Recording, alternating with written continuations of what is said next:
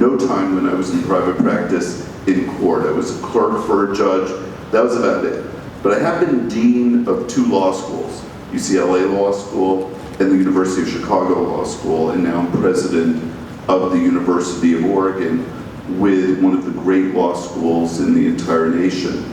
And I'm very proud of that. And so I can speak from the view of higher education and how we fit in to the system of justice in the state of Oregon. So the way I think about it is, we fit in about 3 ways. I think every list should only have 3 elements to it, so I managed to cram everything into 3. Among the most important ways that the University of Oregon can help the state and can serve a role in the state is to deal with an issue that both Martha and Ellen brought up, which is access to justice. What we know is, and I think, Martha, you said 15% of the need, that legal aid can only serve 15% of the need. Our nation is increasingly a nation of complicated laws. And it is extraordinarily important, whether it's marital, family, whether it's bankruptcy law, mortgage foreclosure law, people need to be represented. They need to understand the law, and we don't do a good enough job in providing that assistance. But the law school, we do our bit. We try to do that. So among the things that we do at the University of Oregon, I also have a faculty appointment at the University of Oregon Law School, so it's a we, is we provide, one of the things we do is provide stipends to students to work over the summers in legal assistance. So our students work over the summers for Oregon Law Center, for the Legal Aid Society, for the Public Defender, providing needed extra assistance. Now they get something also, which is the experience, the Attorney General's office. So our students are interns, and we provide stipends to many of them, and to many we just provide the training. So that's one thing. The law school also provides direct service itself, not through an intermediary organization, but the law school itself provides. Just give you a few examples. We have a program called Wills for the Underserved. So our students work with low and moderate income people to develop wills, to help them settle their estates and understand where their resources are going to go. We also have a whole set of legal clinics which are providing services to people who wouldn't otherwise have them, including our domestic violence clinic, our small business clinic, criminal defense. And I spoke with our dean of our law school, Marcelin Burke, yesterday. We're also talking to various stakeholders about developing a rural pro bono project. I think one of the things we're seeing in our nation, we definitely see it in our state, is a divide between urban areas and rural areas. And one of the things that we can do as a university is to provide some assistance in healing that divide and providing services into our rural areas.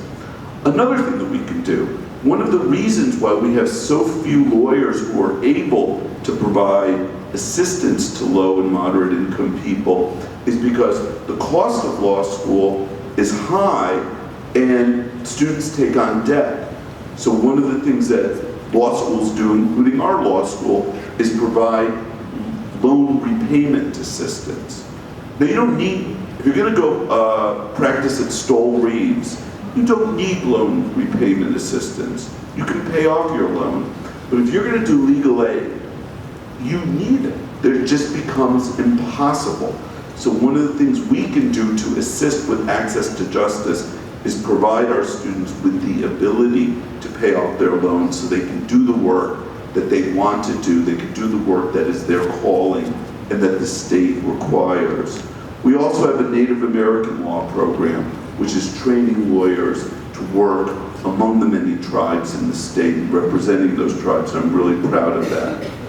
Another category, in addition to providing access to justice, is law reform. One of the things that we know is Law is always changing. What you just say, 700 new laws. Okay, well, that's probably still not enough in terms of changing the laws, simplifying the laws. And one of the things that we have found, and you always find, is laws that are made too hastily have bad consequences. Better than not to have a law at all than to have the unintended consequences of laws. And I'm sure all of you who are legislators out there have your law that you sponsored, that you said, boy, if I had more people looking at this at the time, it wouldn't have had the consequence and required me to amend it many times thereafter. So we're really pleased. As of last year, we are hosting the Oregon Law Commission, which looks at simplifying law, amending law, studying law. Very excited about that. This last year they worked in the Capitol Workplace Harassment Project, and I don't know what's on the agenda for next year, but we're really delighted to be supporting that at the University of Oregon. And of course, all of our faculty research is very important in that area. Lastly, and I'll take the least amount of time to discuss this because it's so obvious what you see up on this panel, is we supply students to serve government and to serve the judiciary. Not only do you have Martha, Ellen, when you were a judge, as judges, we provide law clerks. Many of your law clerks are going to be graduates of the university. We provide interns. We provide students who will go on, do great things, and then become state representatives like Marty. So essentially, the role that we have in providing the human capital that allows justice to exist in our state, that allows us to move forward with legislation, that is another function that higher education can play, another value component that higher education in the legal profession can make. So with that,